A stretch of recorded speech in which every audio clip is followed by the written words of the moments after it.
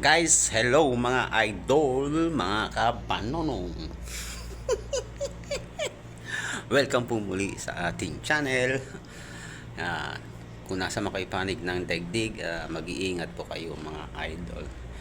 Kung bago lang po kayo sa aking channel, paki-subscribe po at pakipindot na rin po ang icon bell para update po kayo sa aking mga video. This time guys, pupunta pa tayo sa likod sa ating plantasyon. At syempre ating itatanim yung ating nabili na talbos ng kangkong at yung saluyot na hindi na pwedeng hinimay na po natin siya kanina. Yan, tayo pupunta na po sa ating taniman. Ito lang po yung sa likuran kasi wala po tayong yan, dito tayo. Yan, yan, kita niya po, skinita lang po siya. Okay, kung dito yan. At i-update ko na rin po kayo sa aking taniman.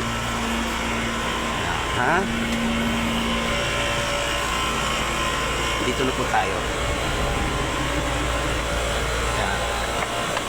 Ito na po yung ating taniman ngayon. Medyo na lumaki na po siya. At meron na po tayong bagong tubo na palaya. Ito po yung tawag na ito po yung bagong tanim na po natin itong nakaraan lang. Tapos po ng kamote na ating sa ating kababayan taga-Naga. Yan, shoutout po sa mga taga-Naga. And guys, mag-uumpisa na po tayo. Dito na po natin banda ito itatanim.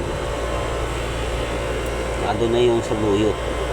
Kasi susunod po natin bibilin ay yung dahon ng alugbati. Dito na po natin ilalagay. Ayan mga kabanonong, yan habang nagtatanim po tayo ating pong isa shoutout ating pong mga idol na sumusuporta po sa atin. Yan, maraming salamat po sa inyong lahat dyan.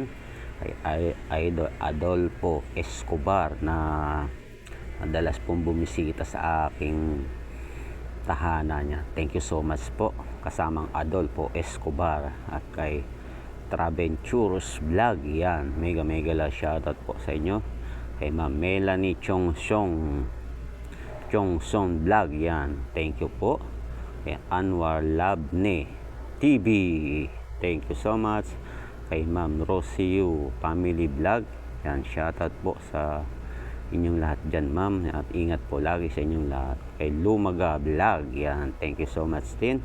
Kay Yuen Clarita, yan, thank you so much po. Kay Idol Uncle Balong Channel at kay Ma'am Josibel Alde, yan.